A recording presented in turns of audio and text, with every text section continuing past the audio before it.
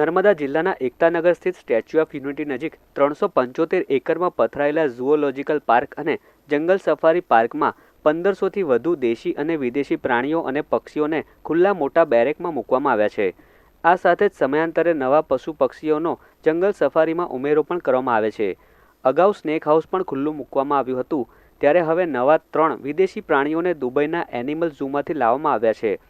એસઓયુના CEO Udit અગ્રવાલે જણાવ્યું હતું કે 3 પ્રાણીઓને દુબઈના એનિમલ ઝૂમાંથી નર્મદાની જંગલ સફારીમાં લાવવામાં આવ્યા છે, જે ઇન્ડોનેશિયામાં ઓરાંગ ઉટાંગ પ્રજાતિ જોવા મળે છે, જ્યારે અમેરિકાના એમેઝોન જંગલમાંથી જેગુઆર હિંસક પ્રાણીની પ્રજાતિ મળી આવે છે, તો સાઉથ આફ્રિકામાં સફેદ સિંહ જોવા મળે છે.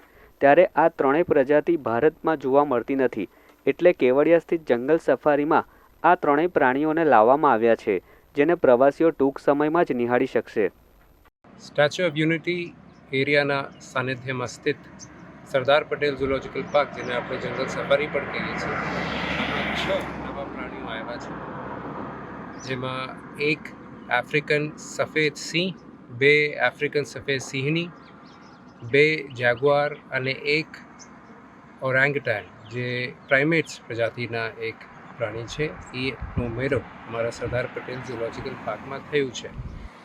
જે લોકો અગાઉ જંગલ સફારીના મજા માણીને ગયા છે, જેની વિઝિટ કરી છે, આ લોકોને ફરીથી આમંત્રિત કરું છું. અને જે હજી સુધી સ્ટેચ્યુ ઓફ યુનિટીની મુલાકાત નહીં લીધી અને જંગલ સફારીમાં નથી આવ્યા, એને વિશેષ હું આગ્રહ કરીને અહીંયા આમંત્રિત કરું છું કે આપ આવો અને જે જંગલ સફારી આપણા second most visited attraction statue of unity એરિયાની છે, અહીંયા આવો અને આની મુલાકાત લો.